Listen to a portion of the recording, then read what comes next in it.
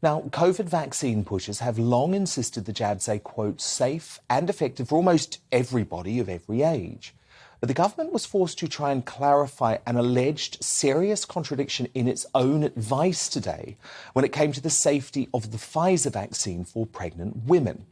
A recently updated page on the Medicines and Healthcare Products Regulatory Agency website, the government department that approves vaccines, sparked concern by telling readers sufficient reassurance of safe use in the vaccine in pregnant women cannot be provided at the present time. It went on, women who are breastfeeding should also not be vaccinated. These judgments reflect the absence of data at the present time. Now, that warning clearly contradicts advice given by the Joint Committee on Vaccination and Immunisation, the NHS, and even then Pandemic Health Secretary Sajid Javid, who all urged pregnant women to rush out and get vaccinated. So when quizzed today, the MHRA told us that the warning on its public assessment report page reflected data from Pfizer when the vaccine was rolled out in December 2020, and it wasn't recently added in the August update of the report. But nearly 2 years on, the MHRA still doesn't have pregnancy safety data direct from Pfizer that it's able to update its public assessment report page with. Instead, the MHRA declares the Pfizer jab safe for pregnant women based off the UK's own data from the vaccine rollout and reports from its yellow card scheme of vaccine side effects. The question begs, if Pfizer had no clue about the vaccine's effect on pregnant women, and neither did the government, why did the health establishment immediately push it on pregnant healthcare workers and vulnerable mums-to-be when the jab was approved in December 2020 before any real-world data was available, and then just 16 weeks later to everyone else? Calvin Robinson, you think this is a potential scandal? I think this is possibly the biggest case of criminal negligence in living history. I think it's abhorrent, it's wicked, the way that this vaccine was pushed on mothers before there was any real data about whether it's safe or not, safe or effective. I can't think of anything worse in my lifetime. And the new advice, not the new advice, the advice from the JCVI is directly contradicting what the NHS was pushing at the time. And even worse than that, the Pfizer data set shows that a high percentage of women that took the vaccine who were pregnant suffered miscarriages.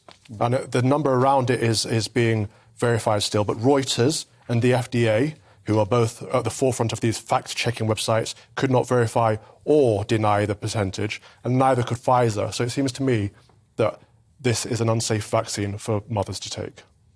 Rebecca, you strongly disagree. I don't know if I strongly disagree. What I found really interesting when I was pregnant, because I got pregnant sort of mid-COVID, was that the advice from midwives was really mixed. Some midwives would say you definitely should, it's really important, and some would say I personally wouldn't because I haven't seen long enough.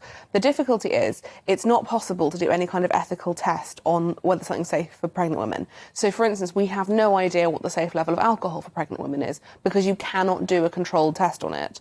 So this is all based on roughly anecdotal evidence, and also it's complicated by the fact that 1 in 4 pregnancies ends in miscarriage anyway, so it's difficult, and that is very skewed by how old you are, how healthy you are, what your body weight is, whether you smoke. So there are so many variables in pregnancy. I didn't personally get vaccinated in pregnancy because I had previously lost a baby and I was very, very hyper-vigilant about anything I put in my body. And I thought, given that I couldn't take ibuprofen, I didn't necessarily want to take anything.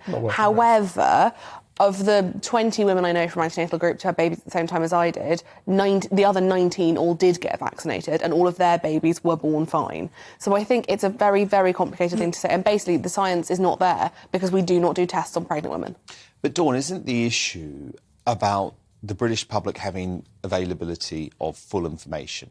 And we've learnt from Rishi Sunak's revelations over the past week that Sage purposefully went out of their way to actually hide information in certain cases from the British public. And I think a lot of pregnant women, if they had been told by the government, the MHRA conclusion that sufficient reassurance of safe use of the vaccine in pregnant women cannot be provided at the present time, would have made a different decision. Because, of course, they weren't hearing that from the MHRA. Now, the MHRA say this has always been our advice, and it's just going viral now because they've actually refreshed their webpage. But the point is that isn't what pregnant people were hearing. They were being Pregnant people, Dan. really pushed. Pregnant. Very well done. Oh, my gosh. Well done. One of us. That certainly wasn't pregnant. purposeful. The thing is, one of the pregnant women pushing this message at the time was one Carrie Johnson. She boasted quite vociferously and publicly that she had had her vaccine and she was fine and she was healthy while she was pregnant. However, the government's own advice leaflet at the time said that vaccine in pregnancy should only be considered when potential benefits outweigh the risks for mum and baby. So the government advice was officially as Rebecca said, be wary about the vaccine. But how can you weigh up the risks and the benefits if you don't have informed consent? But So I think the major concern was that if you catch COVID in the later stage of pregnancy, your lungs are enormously compressed. And I remember that from when I was pregnant. It's very hard to breathe anyway. So if you get COVID and you are heavily pregnant, then you could die. Yeah. Or they could have to deliver the baby very early and then the baby could die. So I can see why it would be sensible to get it. Yes. I just think there wasn't enough information.